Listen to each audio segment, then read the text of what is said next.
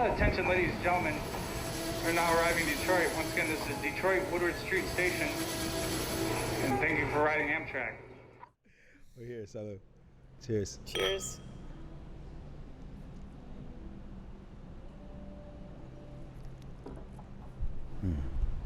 So welcome to the Wisendale Weekly Wrap-Up. We talk about architecture and design and everything in between. Still in Detroit this week. I have a special guest with me taking us through some wine today. So go ahead, you can introduce yourself. Hi, I'm Liz Martinez, formerly of Chicago for 11 years. I've been in Detroit for 3.5 or so years. Okay. Was brought here to write the wine list at Prime and Proper in downtown Detroit, and currently I am the general manager and director of wine at a restaurant in Birmingham, Michigan called Casa Pernod. Nice, very nice. What's the size difference between Prime and the current restaurant? Well, it really kind of depends because with the 50% capacity, we really try and maximize all the space that we can outside. Yeah. Luckily, we have a landlord that has allowed us to sort of spread out into the courtyard beyond the restaurant. So we've been just sort of getting really creative with that spacing. But Prime and Proper was pretty big. I would say, we're probably doing about the same numbers as we were doing there, but just, social distance. So. Yeah, I know. I'm sure we'll get into that as far as the COVID. So what are we tasting? So the first wine that we're drinking today is Sigalas. The grape is called Assyrtiko. This is a wine from the island of Santorini in Greece. It's a really interesting area. It's a very small island. It's an area that there was a huge volcanic eruption, probably the biggest in human history. And really? It really sort of left a huge impact on the island in terms of the soil and everything like that. So a lot of the soil and a lot of the vineyards are planted in the soil that's 3 stories deep of volcanic soil that's studded with pumice stones. Wow. And so there's no irrigation on the island. The only way that these vines get any sort of water is from sort of the morning fog that comes in, and it soaks into that volcanic soil, and that's how they get their water. So they're struggling for sure. And what characteristics does that volcanic? It definitely lends a lot of minerality to the wine. Yeah. But I also get a lot of saltiness in these wines. Yeah. I think that they are, really great acid for being grown in such a really hot place. It's a really hot island just right in the middle of that sort of right off the coast of Athens and the Peloponnese. So, it's really hot. Yeah. And it's hard to achieve that high acid in those sort of conditions. One other thing that I will say that helps with that is that when they are growing the vines, they actually train them. They come up out of the ground and they train them in a big circle, and it sort of creates a basket almost. And the basket protects the grapes. Oh, wow. So that's how they sort of, protect them from that heat and the really high winds that they get on the island. So. Is that a technique that they only I haven't seen it anywhere else. I haven't heard it. There's bush that. training in other parts of the world and things like that are similar, that are, they do that for the same reason. Yeah. But, I think it's called culora or culore. Okay. And it's, it's something that I've only seen in Santorini. I was on the island 4 years ago. Wow. So it was pretty cool to sort of see, those vineyards and Yeah. the soils and everything. So. Yeah, that's amazing. Is that how you came across them, or how did you discover them? I was working at the Purple Pig in Chicago Okay. for a number of years. So at Purple Pig, at that point, it was only, there was no domestic wine on the list, and I had about 90 wines by the glass. A big chunk of them were Greek because one of my owners is Greek, and, he's very good friends with a Greek wine importer, Ted Diamantis of Diamond Importers. And Ted took me to Greece, and so we were able to travel around, and I was able to see firsthand and meet the winemakers. Oh, that's and awesome. sort of travel all over. And, we started out in Santorini and ended up, off the coast of Greece in the Peloponnese, which is pretty amazing. So, Oh, my God. That's gorgeous. Yeah, it was breathtaking. And then now with everything going on, like I yearn for travel and hearing that, you I travel. went up north last weekend because I was like, what else are we going to do? Let's go to the beach. Yeah. And then you mentioned that you just, right before the COVID shutdown, you were in Argentina. Yeah, I was approached by a winery that's not currently in the U.S. Okay. And, I think they sort of want me to represent them. So yeah. It was funny because the guy flew out here to bring me the wines just one day, hey, here's these wines that I want you to taste. So I tasted the wines and, I kind of assessed them and I wrote a review for them and it's on their website and everything. But then they wanted me to go down to the winery and see what they're doing. And it was in Mendoza, so, a really majestic area. The mountains are incredible. You can really just see sort of geology at its best, like how where the mountains just start going up and it's like they're crazy huge. And it's, I don't know, it was really interesting. How long were you there for? I was there for 8 days. Okay. So you I think that was a lot of different enough wineries. time, or? Yeah, it definitely was. Yeah. I saw some really cool things. One of the things, I went down there for a Malbec winery, and the winemaker is a really famous Italian winemaker, Attilio Pali, and he has a really great assistant, Anna. But one of the things that I found was that I really actually liked the Cabernet Franc a lot more than I liked the Malbec down there. Okay.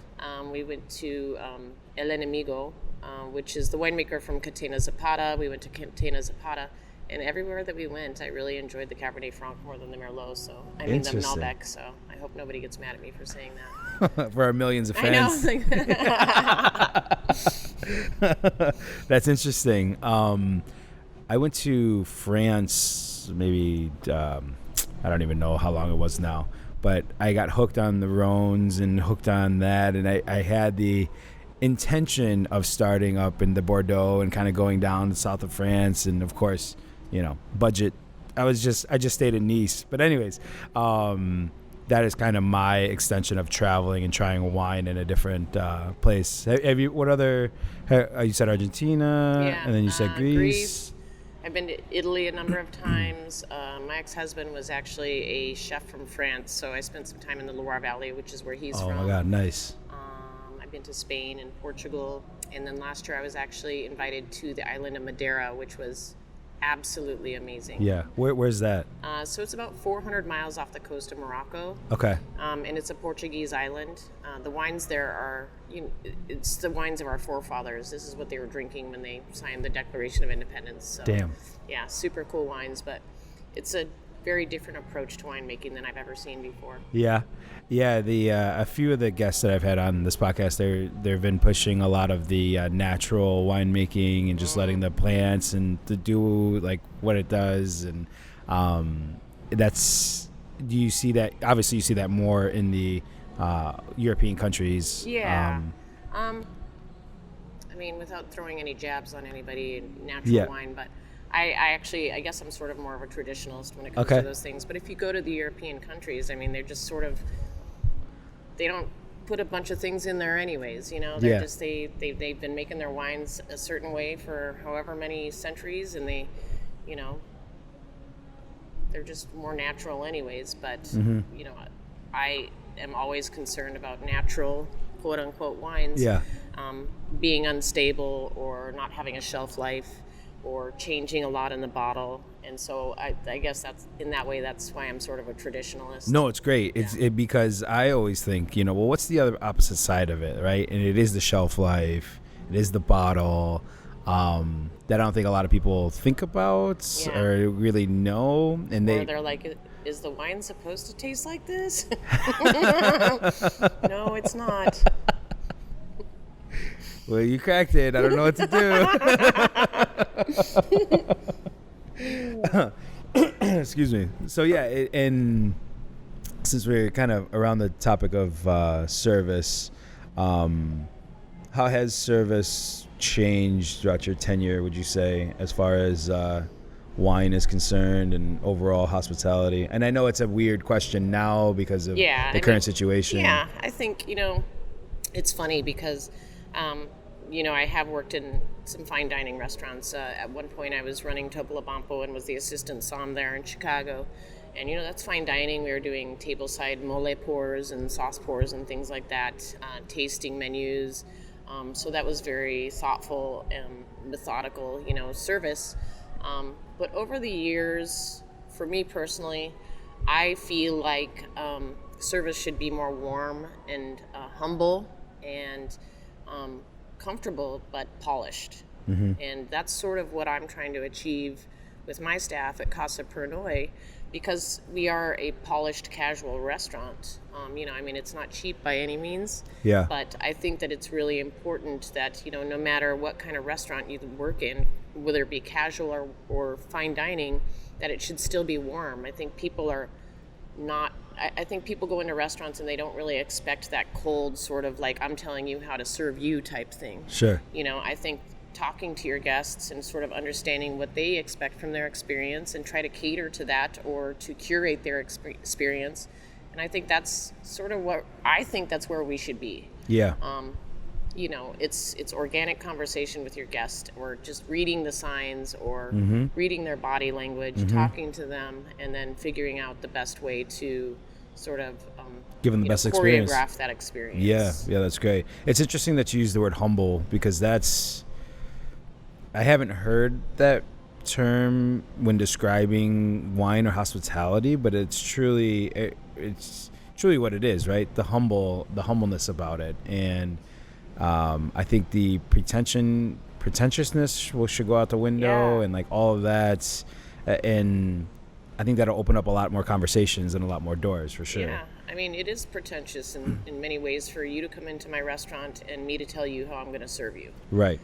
So, right. I'm not saying I'm your servant by any means, but right. We're here to serve you. And so how can I figure out the best way to do that? Well, and there's always that, it's just, everything's just so fucked up right now. Yeah. And it's, what I was going to say is that it's often reciprocated, right? Like sometimes you get guests who they do expect you to serve them, and that humbleness like goes out the window. Like, yo, man, you don't have to treat them that way. I remember one time I got snapped at a restaurant when I was a waiter. I felt my blood just fucking skyrocket, and I'm just like, oh my gosh. That would happen a lot at Purple Pig. It was a certain country that would do that. And I will tell you now, they're like, oye. Yeah, I was like, okay, hold on a second now. Let's step back here a minute, okay? Oh, the snap is that's so demeaning. So demeaning. Yeah, that one drives me up a fucking wall. But yeah, I guess now that you're in Detroit, how has, it seems like you've been along around the way. So what in Detroit is kind of happening as far as the hospitality scene currently? I would say that one of the most interesting things that I've encountered was when I was at Prime and Proper, and we were getting ready to open the restaurant, and we were trying to hire people. And, there's people that were old school, kind of like, career servers. Yeah. But that's not really what we were looking for. We were looking for the humble, genuine person that was, it was a service model that forces people to be team players. And so we had to find people that could do that. And sort of the old school that didn't really work with what we were doing. So I ended up starting to hire people based on their attitude, which I think is very important. Yeah. It's hard to find people that care.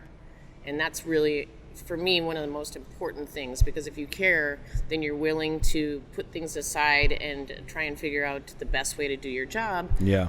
And to sort of fall into the whole team atmosphere. And it was very much a team there, especially when you're in a pooled house. The way that they had service was that you would have two servers.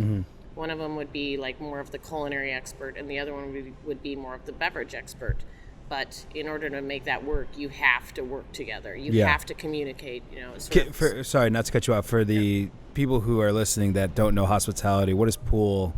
Tip pool is when all of the tips that everybody makes goes into one large pool, and then they are distributed either evenly or based on, however many hours you worked, or there's sometimes like a point system where, the servers get so many points, and other positions get another a lower point than that. So, Okay. Gotcha. yeah, it's a way of distributing your tips evenly throughout the staff. Okay. Cool. Yeah. I just wanted to make sure. That's a good question. I probably should have clarified that. No. Because sometimes, like, when people listen, they're like, "Well, you guys should probably go more into this or go more into that." Just for but that's okay. But yeah, the attitude. I think that's true in life, right? Like, you have to have a good attitude and you have to care about this stuff. And you can't teach people to care. You can't. You can't coach heart. That's for sure. They always say that. It was tough at first, I mean, we had to weed out a couple of people, but I think in the end we found a lot of people that were like, we're in this together, they're helping each other out, going into it like a team every night, going into lineup, talking about, hey, this is what we're doing tonight, go out there, team, and get them, It was that sort of atmosphere. Yeah. And I'm working on that with my current team as well, but I have a really fantastic team.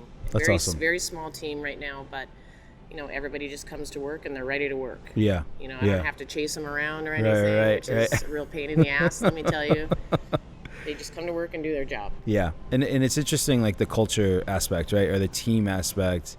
And for those of you who don't know, there's an aspect of the hospitality industry called family meal, comida. I don't know how often you guys have it. Do you guys have it currently? They do some at the end of the night, on especially on hard nights. Sometimes they'll make tacos, or the chef likes to make Thai food, so sometimes he does something like that. Yeah, interesting.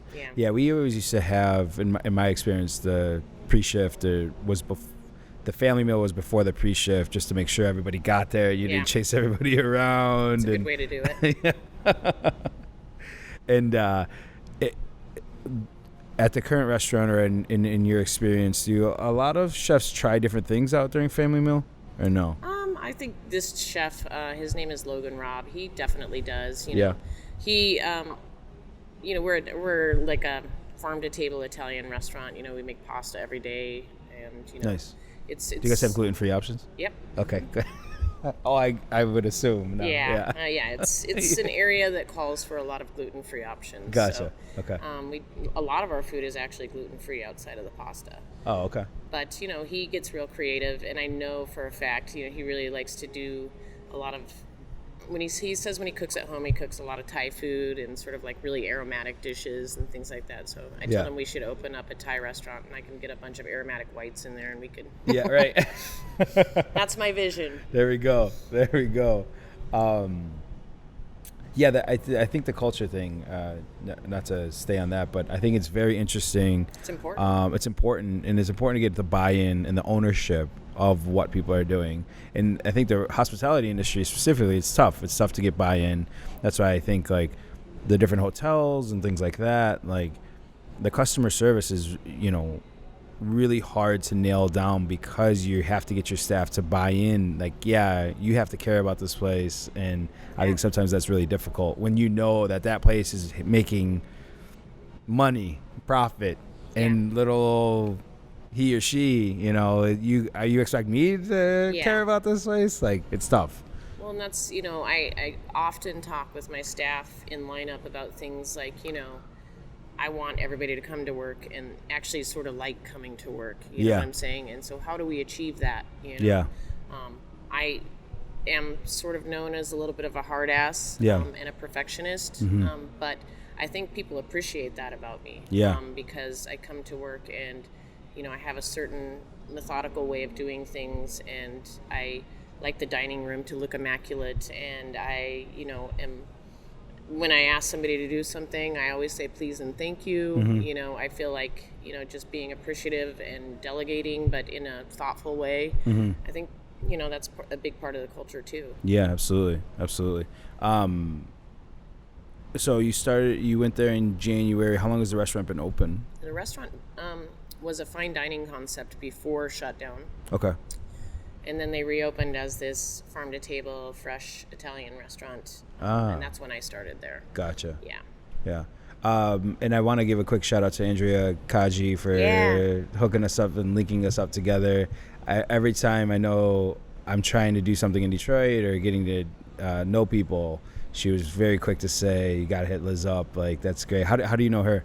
Well, I know her from Chicago, actually. Oh, So I think it's when she was at Violet Hour. Yeah. And then I came here and I saw her working somewhere. I don't remember where it was. And I was like, I kind of like had a weird like brain meltdown because I was like, what are you doing? I think it was Candy Bar.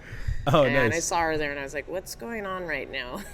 So, I've had a few drinks. Yeah. Saw somebody from my Chicago life and I was like, Yeah. But she's great. She's amazing. She, I think she's a good advocate for the women in hospitality, and that, that alone is amazing. Yeah, for sure. And that's a whole nother issue, right? The women in hospitality, and that is, that's something that's tough to combat.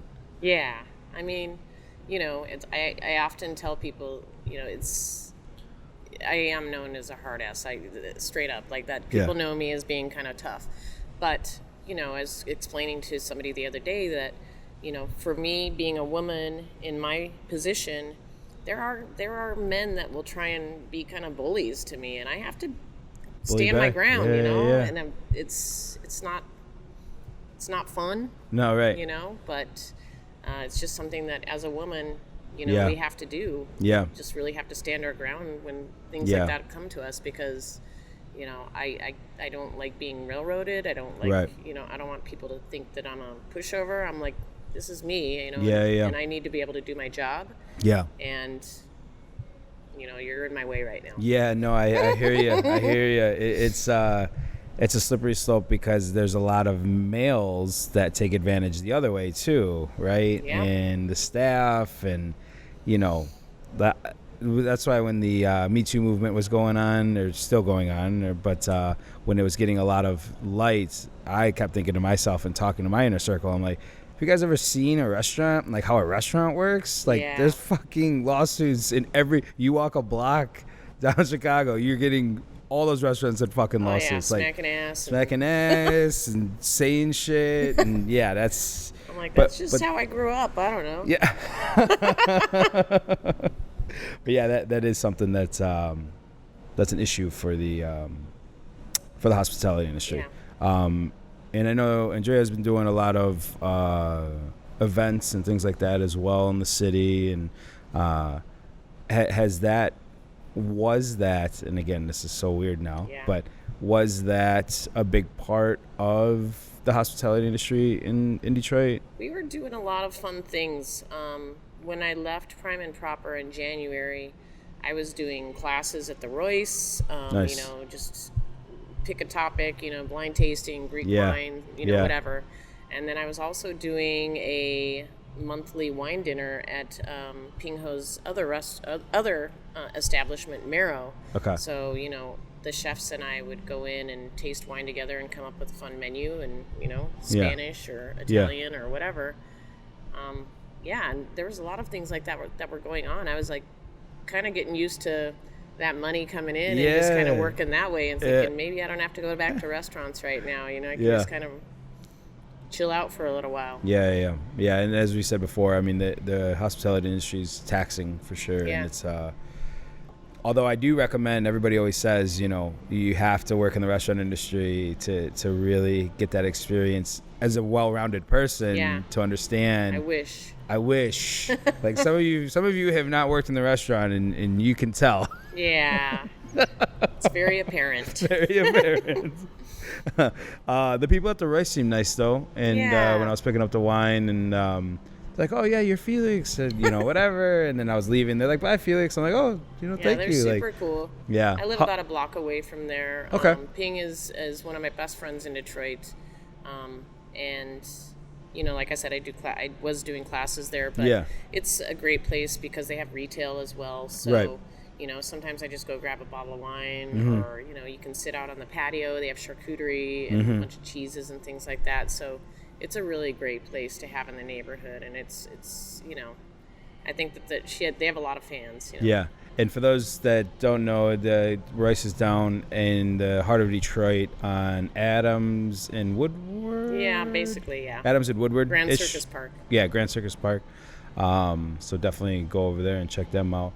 And are there a lot of wine stores like that in the city? I feel like those are far and few between, right? Not really. I mean, she caters to a pretty big group of people in Detroit. Yeah. I mean, a lot of the hospitality people know about the Royce and kind of hang out there too. So, it's fun because it's not pretentious. It's, you can get a inexpensive bottle of wine, and then it's not just everything that they offer by the glass there. You can go in and select a bottle, and they'll cork it for you for $10, and you can just, whatever. So anything on the shelf. And it's nice to have in the neighborhood for sure. That's great.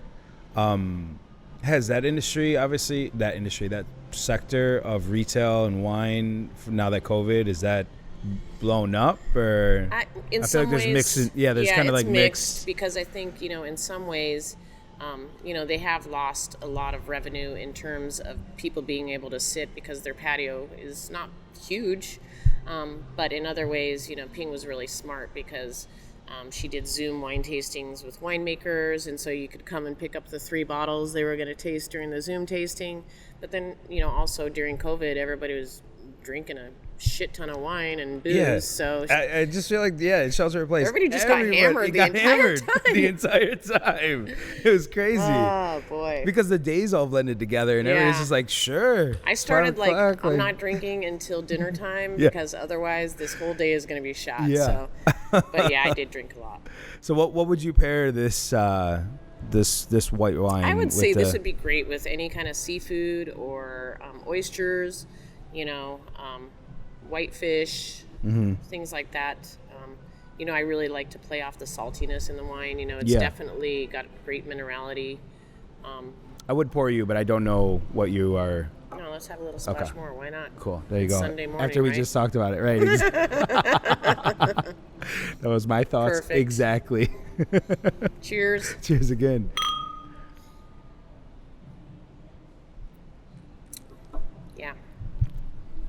Yeah, and again, thank you for being open to this, and I know that that's again part of that humility and being able to open up, and that's why like sometimes when I'm searching for some of these soms in Detroit or Chicago, like it actually takes a certain person to be able to sit here and like have a casual conversation and really be okay with talking about pooling tips, like what does that exactly mean, and breaking it down for both. The experienced and the non-experienced. So thank you. I do appreciate that. Of course. I mean, it's like I said, I would never call myself the smartest person in the room. Yeah. But I love talking about wine, and I love hospitality. It's actually really important to me. Yeah. And when I was a single mom and I was a server for a bunch of years in San Francisco, that's how I got by. I was a server, and that's uneducated lady with a small son in San Francisco. I mean, what else am I going to do? It saved my life. Yeah, that's awesome. What was San Francisco like? San Francisco is pretty cool. Yeah. I liked it. All right, I'm looking all casual here, man. Oh, man, I got my mask on. I got my glasses hanging. I think it's just fine. You're fine. We're sitting here drinking some wine and chatting. Right, exactly. If you have your glasses hanging off at least you're not wearing a V-neck, okay? This is true. Deep V. You don't have a deep V, so it's okay. Imagine if I showed up and had a deep V. I would be like, eye roll. You'd be like, this is going to be fun. I'm sorry. Shout out to everybody wearing deep V necks out there. So San Francisco, San what was it like? San Francisco was amazing. I moved there, I want to say, in the year 2000. Worked in a lot of restaurants there. But it's actually the first place that I ever realized that I wanted to be a som. Okay. So the first time that I started really enjoying wine was at a restaurant that I worked at in Denver, Colorado called Carmine's on Penn. It was Italian. I started enjoying wine and Italian wine. That was the first wine that I ever started learning about. And when I moved to San Francisco, I was like, I really kind of dig this. And now I'm like by wine country and everything. So, yeah. But I started working at a restaurant called Boulevard Restaurant. It's it's on the Embarcadero right across from the Ferry Building. Amazing restaurant, really delicious food, kind of fine dining. That was probably one of my first sort of real fine dining restaurants. And they had a som there named John Lancaster. And working with him, even though he he was a little bit of a hard ass on me, but working with him, I was like, maybe I could do that. So that was great. And, San Francisco is just so beautiful all the time. The weather for me is perfect. It's just kind of spring, fall type weather all the time. Except for in March when it rains for like a month straight. I like the rain. We had a bad storm here the other night, and I'm like, this is not actually like seeing the rain, but like going out in my parents' backyard, it's all flooded and stuff. But I'm like, damn, it was bad. It was coming down. It makes hard. my hair look terrible, so I really don't like the rain. I know that's petty, but it's whatever. So the wine country in San Francisco, or the areas up there, can you explain the difference between like Sonoma and Napa? I mean, to be honest with you, I hope I don't piss anybody off by saying this. Napa feels a little pretentious. Is that, yeah? And it's very expensive. Yeah. And you can't really get a lot of wine for a good value. Some people wear those comments with pride, as a badge of pride. Yeah, of course. You know what I mean? So some people like it because it is that way. And more power to them. Who am I to tell anybody what to drink or what they like, right?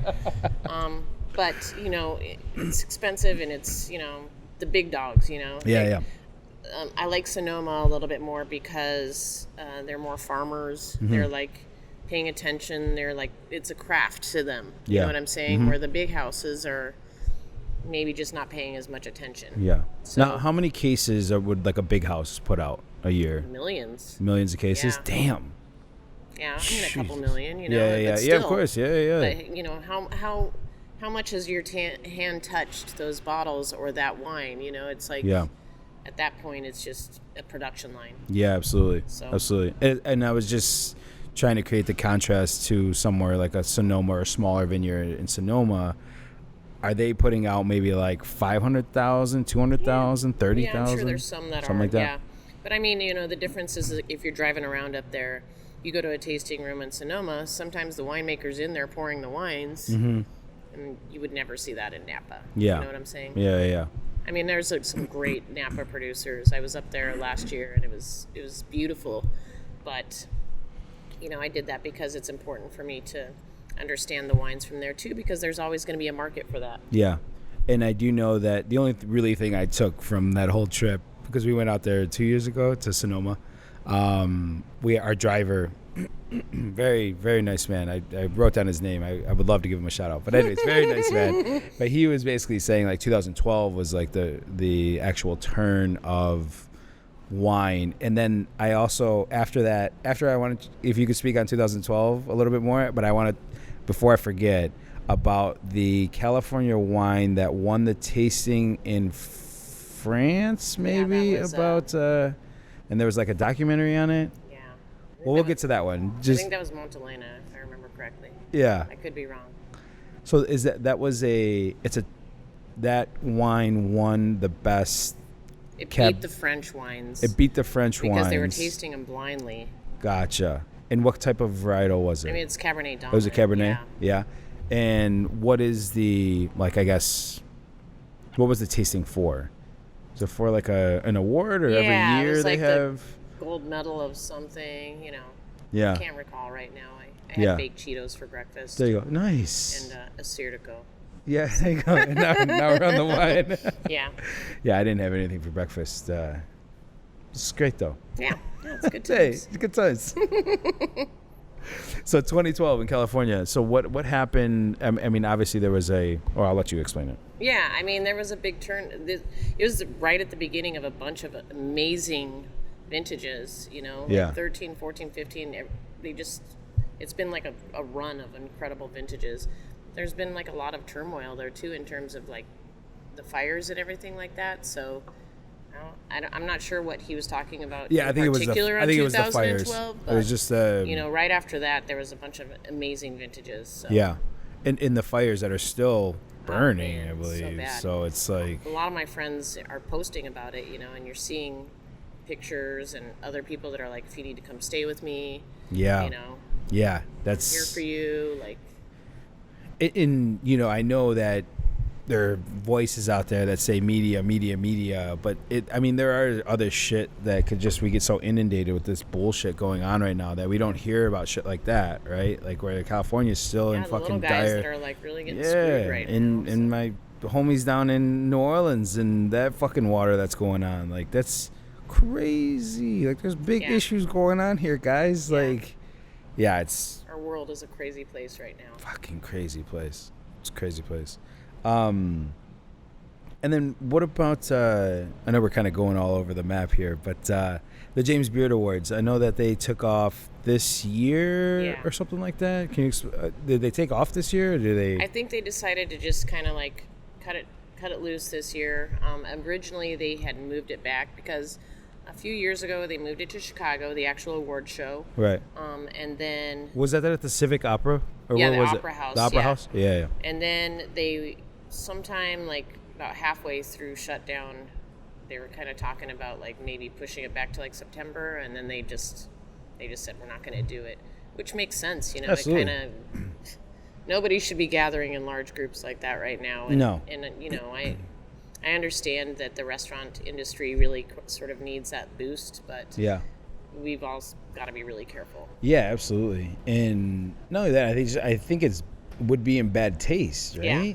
To celebrate like people, because you know, as we said kind of before, I said before, like unfortunately the hospitality industry is really suffering, and it's pretty dire out there for people in the hospitality industry. Yeah, I mean, I'm grateful to have a job right now, you know. Yeah.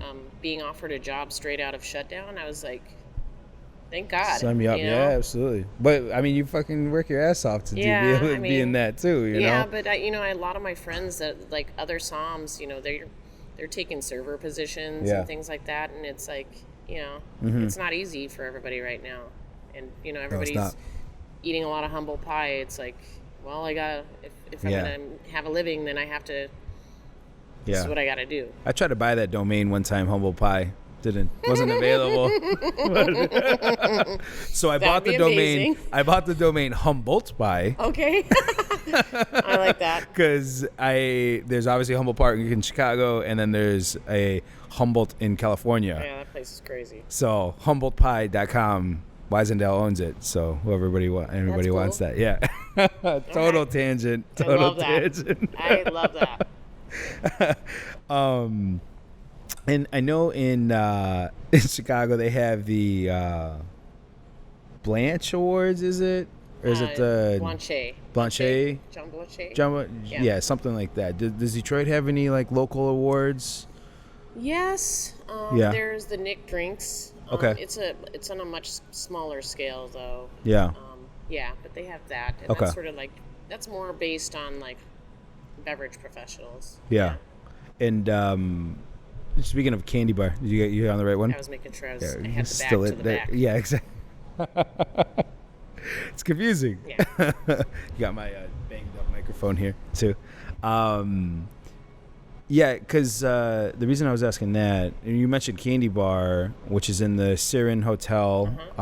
If anybody wants to check that out, we'll put the link in the description. But I don't think they're open right now, though. No, I don't think they're open right now either. But that hotel won an award for hospitality or design as well. I think 2 years ago, something like that. They have the most amazing. It's just like a really beautiful room. They've got a great chandelier in the middle of it that I heard weighs 1,500 pounds or something like that. And they had to like bolt it in the roof. It's all pink. Yeah. So that's a big, It's very pink. Very pink. Yeah, but it's a great bar. Yeah, I do recommend going there. And then Carl's also upstairs. Yeah, and actually Paramita Sound next door, the record store, and it was at that point a wine bar. I actually DJ'd there back in October. You did? Yeah. Get out of here. Yeah. Liz, all right. Now we're talking. Yeah, I got a bunch of weird random shit in my background, so. Yeah. Yeah, I was trying. That's so funny you bring them up because I called them to see if we could have the conversation in there, and they didn't get back to me. But Andrea put me in contact with him too. So yeah, he's cool. Yeah, and because that would have been hilarious if like we were able to secure that location for this. But I wanted to give a shout out to Kate Williams. Yeah. She's another advocate for the women in hospitality industry, For mover sure. and shaker in Detroit. Has Lady of the House. I went to her brother's school in high school, so I went to Catholic Central, and so I've known her. Just we're not close or anything by any means, but I always try to support her and like go to the restaurants, and that has been awesome. Are there other people kind of in the like women advocates specifically of Detroit, or is it? I mean, yeah, there's Ping for sure. Yeah. Ping's a big one. Her chef, Sarah Welch. Yeah. Another really great chef. That's awesome. Yeah, I would say that's a couple of my favorites right now. Cool. Definitely, obviously Madeline Trefon, who's in my tasting group, is like, she's just one of the most amazing people. Yeah. She's smart, she's humble, she's genuine. And whenever she talks, I'm like, shut up, everybody. Madeline's talking. I got to hear what she's saying, Yeah. And she's a superstar. Is there a close community of tasters within Detroit? Or how think often? so. I really wasn't aware of like. I mean, I did. I guess I just didn't think about it. Where in Chicago, there's a group of somms. They get together like every Tuesday and just taste. Yeah. And I never thought that was a thing. Is that like a thing, common thing? It's a thing, and it's important. My group is a bunch of superstars in Detroit. Obviously Madeline Trefon and like other restaurant owners like Evan from Selden Standard and a couple of other people that are just like, they really are rock stars. So what we end up doing is, somebody chooses a theme, and then we all bring a bottle of that and we blind taste it. And then we, that really helps us sort of hone in on the wine itself and just sort of understand the thumbprint of it, if you will. And that's been really super helpful for me. So when people, and I believe I asked the last somm that I had on here too, but when people describe wine as like plus or minus, what exactly are they saying? Are you referring to like the structure of it? Yeah, or? is that how? I mean, I do. do. You guys, no, do I you do guys that. like, Yeah, I do. Because if like for instance, if you're talking about the weight of a wine, is it light? Is it medium bodied or is it full bodied? Sometimes it's a wider spectrum than that. Sometimes you find a wine that's like between medium and full bodied. It's like it's just a hair heavier than medium. Yeah. And I talk that way. And what would you call that? A hair heavier than medium? Like medium plus. Medium plus. I do the same thing with acid. Would you say the acid is high? It's medium plus. Yeah. Medium minus. We do that a lot. Gotcha. I guess we should probably move on to the red here too. Now we gotta chug this one. Yeah, right? Oh Jesus, no. Oh boy. Assyrtiko shots. We drank half that bottle. Yeah. That's Jesus. hey, Now what would you describe, and obviously we just chugged it, but what would you describe the viscosity of that wine? Is it I would say light? it's sort of medium. Medium? Yeah, medium minus. Okay. Because it's by no means is it really light. It has body, it has complexity. So, it still leaves you with a lot to think about. Where light's just going to be kind of like High Life, easy going, just Yeah. Right. real sippy. And I love High Life, but, it makes me chubby, so I can't drink it. But if I drink beer, that's what I drink. What's the champagne of beers, isn't it? There you go. That fits. Don't That fits put it the in a mold. flute, though, okay? We don't do that. That's too much. So for the next wine, I actually wanted to bring something from Corsica because I'm weirdly fascinated with the Mediterranean basin. This is Domaine Vettriccie, and it's from actually the east side of Corsica Island, the Ile de Beauté. It's a blend, and how am I going to talk about this? Yeah. The primary grape is a grape called Nieluccio, which is Sangiovese. Mm-hmm. And they also add in another grape called Sigalas, which is, I thought it was Grenache, which would make a lot of sense in terms of what's going on in that whole area, the south of France, and from Sardinia and Spain, you kind of like see that in that whole area. And then there's a little bit of Syrah and Merlot. Gotcha. Corsica is very interesting to me because it is a French island, but the language or a lot of the words are medieval Tuscan. So, Really? you're looking at that whole area there. You got France, Corsica is just beneath that, Sardinia and Sicily. And then there's Elba, which is where they made Napoleon go when he got in trouble. And then there's He got in a little bit of trouble. Yeah, I got a little bit of trouble. And then the Tuscan coast there, Gotcha. So you kind of see a lot of the relationship between all the grapes there.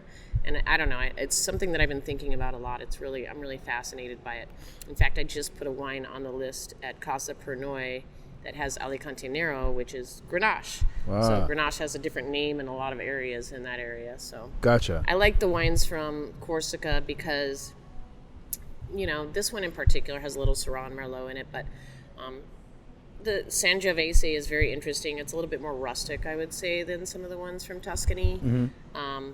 And they're a little spicy. You could probably enjoy this with some braised meats or something like that. But it's not like the most compelling wine of all time. It's just really nice and soft and just a little bit spicy. And, now that we're talking about it, cheers. Yeah, cheers. We're going to be hammered by the end of this. Love it. You can really smell the Syrah in Oh, there, yeah, you definitely can. Definitely can.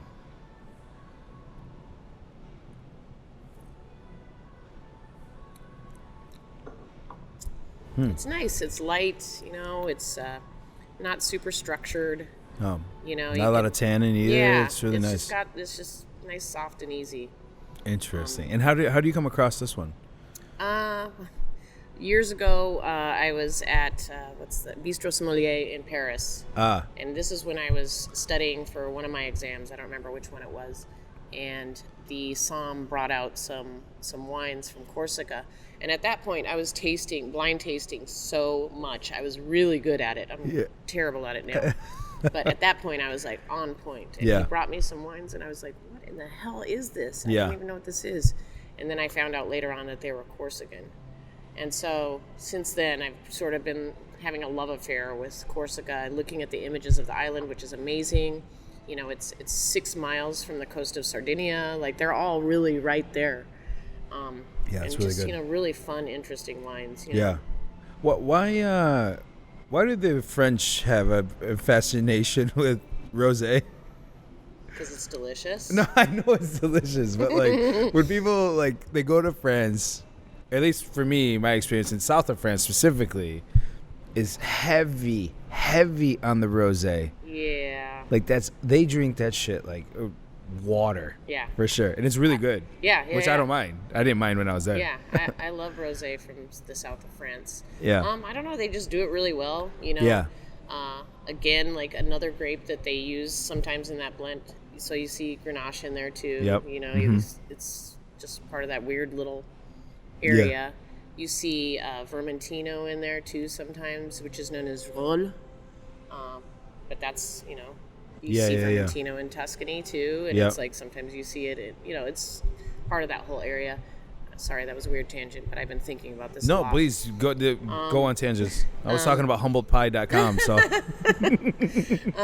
I don't know. Rosé seems like, the same things to drink along the Mediterranean basin there. It's warm, Nobody wants to drink a ton of red wine when you're, in Monaco or, in the olive markets in Aix-en-Provence or anything like that. It's just, I would think that probably has everything to do with living on the Mediterranean. Yeah, for sure. God, I can't even imagine. I want to travel. I want to travel so bad. I need to go there. Yeah.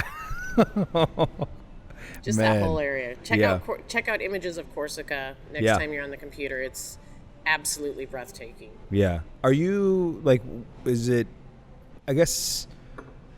is it easy to find manufacturers? I call them manufacturer only because I'm from the manufacturer, the furniture world, so I'm calling them manufacturer. I know that's not the word. Producers. Sure. It's the word I'm trying to say. When you travel, do you find a lot of producers that are pretty welcoming to allow people to tour? Or how is that? Can you just call them up and say, hey, I'm in town next month? I usually do try and flex my muscles a little bit when it comes absolutely. to those kind of things. I'm not afraid to reach out to my distributors and try and set things up.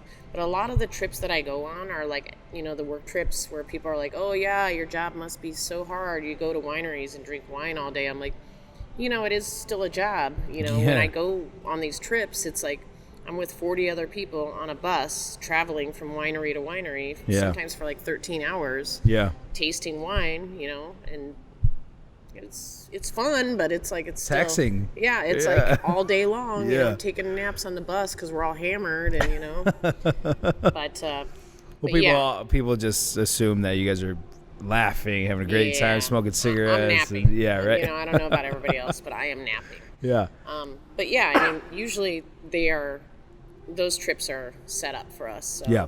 You know, for instance, I'll have an importer that invites me on a trip, and they have an itinerary of different places that we go to, and it's people in their portfolio. So. Speaking about portfolio, is Great Lakes the biggest distributor? They're like the number one here, right? I think so. Are there other? RNDC is pretty big. Yeah. I find that I buy a lot more from Great Lakes, and they have a smaller little book within their huge umbrella called Little Guy, who I think does a really great job of bringing in smaller producers and kind of, more thoughtful wines. I definitely have my favorites here. Yeah. It's very different from buying wine in Chicago. Yeah. Well, I mean, Breakthrough and Southern and Chicago are fucking juggernauts. Yeah. Like, that's hard to break in. Cream, obviously, still in Chicago, but yeah. Yeah, some of my vendors in Chicago thought I was kind of a thug because I was like always trying to muscle them to give me better prices, and you can't do that here. So can't do that here in Detroit. No, you can't. No, the laws don't allow it. So. Yeah. I had one vendor tell me like everybody started making a lot more money when Liz Martinez moved to Detroit. I was like, okay, I see you. Yeah, when I was working in the hospitality industry, we did like a crazy drop. I want to say like 200 cases of kettle, and like got like another I don't know how many cases, and I don't even know if I should be saying this out loud, but you can do that in Chicago. You can't I know, do it here. We got a fucking crazy amount. Yeah, there's deals to be made in Chicago. There's definitely deals to be made, and that's a booming. I don't want to say booming industry. I'm just saying that's a very profitable industry. The Midwest industry. in particular, people drink a lot more. What are the differences? If you could tell people like kind of the differences between the Chicago and Detroit on that. I would say that the ability to sort of like make deals is probably one of the biggest ones. And we have the MLCC, which controls a lot of things. Here in Detroit? Yeah. Okay, in Michigan. Yeah, in Michigan. Yeah. So that's, they have a big hand on what happens in the beverage industry. And, they control a lot of everything. Are menu placements still a thing here in Detroit? Like buying menu placements and sponsorships like that, buybacks? Liquor, you can do things like that. Definitely not with wine that I've seen. Yeah. Right. Which, for those of you who do not know, sometimes brands will buy their way onto menus. Yeah. Whether it's cocktails or wines. So sometimes, like the depending on where you go, I don't want to speak for everybody, but depending on where you go, sometimes the menu is somewhat not thought of by the beverage director. Like it's actually a purchase, it's a deal. Yeah. So there are some places that only have products from Great Lakes or something like that. Right, exactly. So which is fine. They have educating the people out there. They have a lot of great products. Yeah. So. Yeah. Yeah, and I just think that's again part of the hospitality industry that a lot of people don't see. And when people go into bars and they see all the neon signs, it's like, yeah, they gave that. There's a reason that's up there. And I just remember when Red Bull, I don't even know if they still have like their perfect pour thing. Like the Red Bull was a big this is again when I was in the hospitality industry for a minute, but they would have their perfect pour and they would give you so many cases, whatever, and get the cooler in there. So. Oh man, that Red Bull, right? Do people still drink Red Bull? Yeah, sometimes they do. Yeah. I'm surprised by it, but they do. Yeah. I don't get it. I just don't get it.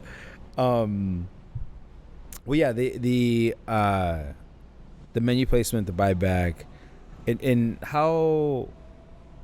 I guess I want to somehow transition this into the design of restaurants. Like, what do you think about space and how that experience kind of affects the experience of the diner? Well, You know, it's like when we selected where we were going to sit today to True. do our podcast. Yeah. You know, I like to sit in a restaurant that feels warm and not sterile. You know, and that's everything. That's the lighting. Yeah. That's we were going to do it in a small conference room, just so everybody aware. Not to cut you off, but Yeah, we're it's going to okay. do it in a very small conference room. It was a little tight. It's a little stuffy. And This now we is have Wether. plants around Like, us, you know, and we have like these sun drenched. warm colors here, big windows behind us. It's so, great. It is great. You know, this is sort of a good comparison of that. The lighting affects everything. Because I was a DJ, I want to hear more about that so- after. I have a lot of weird things. No, that I that's did in my awesome. life. But I actually, Like turntable type deal? Yeah. Oh, God, I Yeah. cannot wait to talk about that. Cannot wait. but I did the playlist with a little help from my AGM, who's from here, but I worked with in Chicago. Damn. And now she moved back here. I'm telling you, it's the amazing. Chicago-Detroit It's- like correlation. But the thing is like I feel like Detroit always hates on the Chicago people, and vice versa. It's just I'm like, Detroit you guys is a very like tight-knit group. very tight-knit group. You know, they don't like people coming in. Yeah. That's why I think, you know, there's been some issues with people coming here and opening restaurants. Yeah. That's been problematic because of that. You know what I'm But saying? yeah, and I found that out just in the past 2 weeks, and I've always known it's a thing. But now that like I'm trying to like plant the flag here, like. Yeah. It's like, no, you guys, like, I'm from here. Like, it's Yeah. not like I'm from Chicago and coming here. It's like, no, I'm from here. I went there, came back. Now I'm trying to put both cities on. So it's difficult. But that's cool. So Yeah, so my AGM right now worked with me at Purple Pig. Okay. Shout out to Nicole Amin. yes, you got into the mic for that one. Yeah. There you go. Because Shout out I'm Nicole. really grateful to have her. You know, it's like she and I worked at the Purple Pig. It's a difficult place to work. She knows how I work. She's good under pressure, and now she's like. How many lunch covers did you guys do at the Purple Pig? I mean, we would rarely break it down to that. It We was would just like, constant people. 1,000 covers a day. That's it, and it was constant. You know, You had so many people at the Purple Pig. You couldn't even fucking do the covers. it was crazy. It was. That's a lot of volume. That's yeah. a lot. And it was, communal seating. Yeah. It was a lot of Tetris because we had communal tables and Mm-hmm. things like that. So, I saw some really weird things. It definitely toughened me up a little bit working there. Yeah.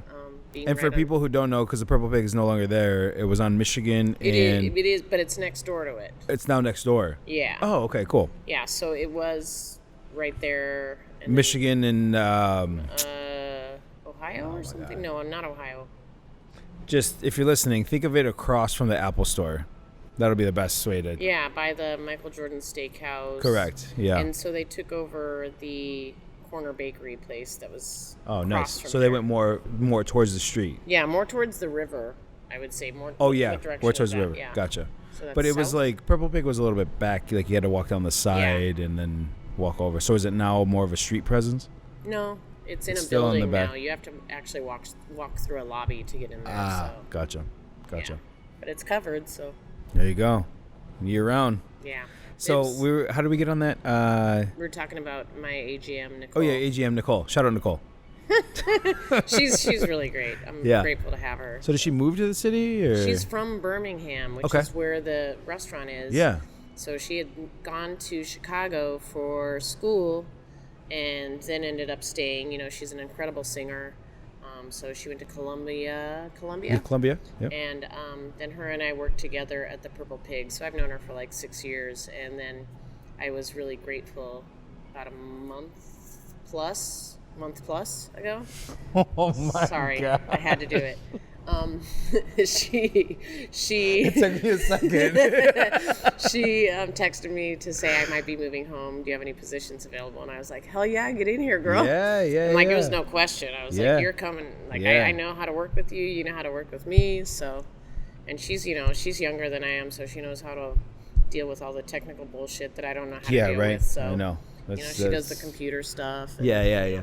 Those keyboard things. Yeah, I'm really bad at that. So, Well, take me back to analog. What's up with the DJ stuff? Like, are you? How many records do you have? Like, is it? I deep? sold about 1,000 of them, but I still have about 500. Damn. Okay. Yeah. Nice. I actually was like You on like techniques or on like yeah, I new had wine? techniques. Yeah, okay. I sold them a long time ago. Okay. But I was DJing at a place called Sportsman's Club a lot when I lived in Chicago. You know Sportsman's Club? Sportsman. Why am I It's thinking on Western. Yeah. So I was DJing there about once a quarter. But in my youth, the reason I moved to San Francisco was because I was really heavy into house music. Oh my gosh, So, love it. You know, that's where the best parties were at that point. Absolutely. So, you know, I was DJing a little bit here and there. Mm-hmm. And, yeah, I just been sort of playing around with it since then. Yeah. And, a local DJ here asked me to DJ with him at Paramita Sound. Yeah. His name is Peter Croce. Shout out. And he and I played a gig at Paramita Sound one night, and it was like 5 hours long, and I was, you know, that's a long time. It's a and long everybody's bringing you shift. glasses of wine. And Absolutely. I was ready for bed after that. Yeah, so. that's a lot of focus. Yeah. I mean, that's a lot of mental focus, like for sure. So yeah, that was the last time I DJ'd here. Very cool. It's been a while. Yeah. You know. Yeah. I really like music, and So how has the music changed since coming to Chicago coming from Chicago to Detroit? you know, I don't really go out that much to like clubs or anything. Or I didn't. Motor City Wine, I think, has some really fun DJs. I love shout out Motor there. City Wine. Motor City Wine is great because you have all walks of life there. It's Agreed. like grandmas. It's Agreed. like, you know, kids. It's like, you know, people that just want to dance. You know, it's everybody. Like anybody can go to Motor City Wine and dance. Yeah, I had a great fucking time there pre-COVID, like right before COVID hit. And they had a three-piece band, a drummer, a saxophone, and I think a guitar player. And these dudes were working, man. These dudes were working so good. Like, I don't even know how much I tipped them. But because I was talking to Dave, like, right when this was like kind of all getting going, I'm like, yeah, you know, doing the podcast, like, I would love to come down and talk to you because I know the Wine and Cheese.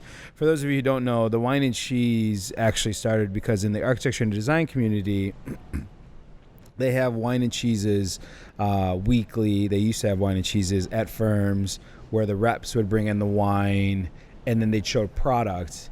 But at Weisendale, where I wanted to, take it a step further and really invite the hospitality people in. And that's how I met a really great somm in Chicago, because I went to the manufacturer side, and when I hosted Wine and Cheese, like, I brought in a somm. And I'm like, hey, like, don't ask me questions. You guys need to focus on Max, because Max he'll answer all your questions, which I thought was great, right? And because people just like throw the wine there and they're showing product, but if you make it an actual experience and then they come in. So anyways, I digress. That is why I've been taking the Wine and Cheese thing like pretty serious. Like, no, like I want people actually who know their shit to come in. So anyways, so I talked to Dave, and unfortunately he wasn't able to join, but Motor City Wine is definitely making it. And they got a great menu, too. It's a Detroit staple, for sure. Like, you have to go there. Yeah. I mean, I don't know what it's like now because I haven't been of course. Shutdown. Yeah. But, you know, it's the place to go, for sure. Yeah. I was big on concrete barrels and how that tastes. Yeah, I know. Tried to slide that in there. All right. I was real big on concrete barrels, and they had a few on their menu, actually, that had it when I was drinking that. And great, approachable, very approachable establishment for sure. It's inexpensive. Yeah. They always have something like weird and interesting to drink. You know, it's like, it is what it is. It's like you go in there and you can find something fun to drink, and you dance and you just have a good time. Absolutely. And there's a retail store there too. Yeah. What other staples, I guess, should people be aware of that in Detroit, or what else would you put on the map? I mean, I go to Selden Standard like every Sunday. It's where's that? Like, it's a really great restaurant in Midtown. Okay. And my friend Evan owns it. Their pastry chef was just named one of Food and Wine Magazine's best chefs in America. Oh, nice. And you know, this food is super solid. Like, it's farm to table, you know, it's contemporary, but Evan is really smart too. He's got a great wine list. You know, again, he's not trying to push any sort of like Cabernet down your throat all day long. He's got interesting wines on his list. Yeah. You know, and it's like you go there and that's, you know, that's what you're drinking, the fun wines. And I love sitting at the bar there and just ordering a couple plates and Yeah. That's what I was more interested in. Like, where do you go to enjoy your profession? That's probably one of my favorites. Takoi is probably my favorite restaurant in Detroit. Takoi? Yeah. Where's that at? It's in Corktown. Okay. Yeah, they do Thai food, but the execution is amazing. They're open Wednesday through Sunday right now for like, you can sit on their patio, and I work those days, so I haven't been able to enjoy it that much lately. But pre-COVID, I would go across the street to 2 James, the distillery, have a couple drinks there, and then walk over to Takoi and sit at the bar, have some Manhattans, and order some food. Yeah, And Michigan the food Ave. just Michigan Ave is amazing. killing it right there. Like, and then Motor City's down the way as well. Sugar House, Schema, which is a great restaurant. I go there very often. My grandson is an incredible chef, so. Mercury, I mean, it's classic staple. You got to get some tachos there. Yeah, there you go.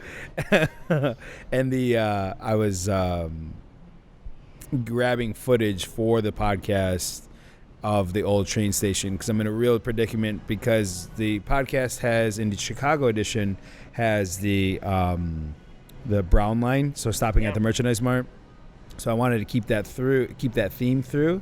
And I was hanging out in my dad's car yesterday, like taking video of the old train station. And then I'm thinking to myself, like, should I do the old train station or should I do the Baltimore stop where the Amtrak goes? So it was a very, very there's a lot big of places challenge in Detroit that you can. I mean, there's some pretty cool areas to ride around in. I haven't owned a car in 14 years, you know, because I was in Chicago. Yeah. And everybody here thinks I'm crazy because I don't own a car. Yeah. But I do the city bikes, the Mogo bikes. Yeah. It's like the equivalent of Divvy in Chicago.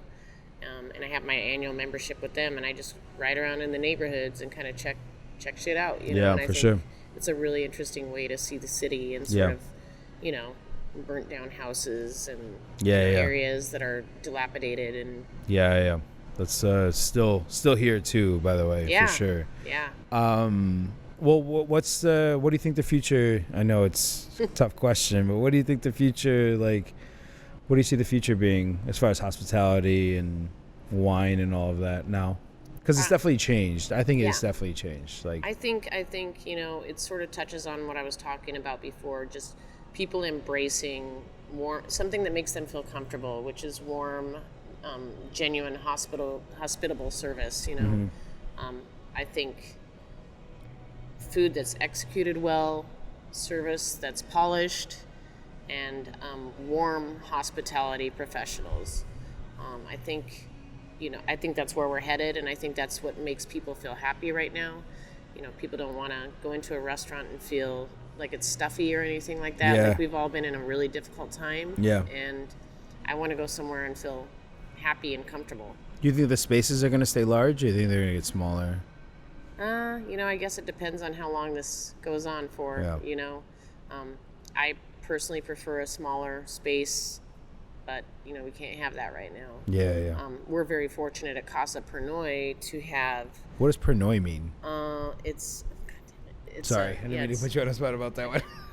God damn it, we were like going through it so or well. something, or with us, or family, you know. Okay, gotcha. With me, I don't know. I forget right now. We'll put it in the description. Yeah. But it's, you know, we have the ability to shut off certain rooms, and we have a huge courtyard that we can move tables around in. So we're getting super creative with that space, and I'm grateful to have it. But, you know, the restaurant is beautiful. So hopefully we get to the point where people are feeling more comfortable to actually go in there and enjoy it. So Yeah. I don't know. I Yeah. think, Interesting. yeah. Well, you know, thank you again. I think anything else you want to plug or promote, or? Just one last thing. Yeah, of course. We're actually doing a collaborative wine dinner. Okay. With a This Valtellina. will come out probably in like mid-September or so. That's great. Okay. Yeah. Cool.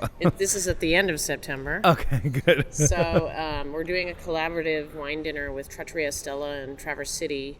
and a winery from Valtellina, which is a wine region just on the very northeast tip of Lombardia in Italy, right along the Swiss border. And they're bringing in a wine for the two of us to show at this wine dinner. Nice. And nobody else in the United States is going to get it. There you go. Exclusive. You heard it here. Exclusivity. Yeah. And there's very little of it made. It's a 2009 vintage. They do a lot of Nebbiolo up there. And since Nebbiolo is primordial, Piedmont and Valtellina are like some of the only two places that do it well. So Stella and Casa Pernoi are going to do one collaborative course. They will come down to Casa Pernoi on the Monday of our dinner, and we will all do the dinner together. And then the chefs and I are going to go up to Traverse City the next night, and they're going to do their dinner at Trattoria Stella. Nice. So it's kind of a cool thing, and it's going to be socially What was the distanced. date? I don't know if you did the date. 28th and 29th of September. 20th and 29th. What days of the week are Monday and Tuesday. Monday and Tuesday, yeah? Yeah. Traverse City's been great. Yeah. I mean, that's a great little town up there for for sure. sure. For the first time, it's great. Yeah, for sure. And since we're talking about wine, a lot of cherries up there. For those of you who don't know, in Chicago, Traverse City is the cherry capital, I think something. So there was a lot of places that were named cherry something up there. They hold some title like that. I guess there's cherries up here. Well, that sounds like a great dinner. How much is that running? I'm trying to keep it low. I don't know yet. We're still doing menu planning, but there's some. The exclusive wine is pretty amazing, so that's going to be probably the one that really drives that price. But the chefs are talking about lamb tartare and venison and things like that, so it should be a pretty interesting menu. And how many seats are you guys going to allow? I think we can probably safely seat around 50. Okay, cool, very cool. Well, yeah, that's great. Where can people follow you? Where can people reach out to you? All the wine producers out here watching this? Yeah, my Instagram is Wine Nomadic, Nomadic. That's sort of like referring to all the different cities that I lived in, and sort of me being like a wine gypsy. I like that. And Casa Pernoi is the name of the restaurant that I'm currently at. So. Cool. Well, thank you, Liz. Let me get one more cheers. Yeah, and I appreciate you coming on and talking. Happy Sunday. Thank you.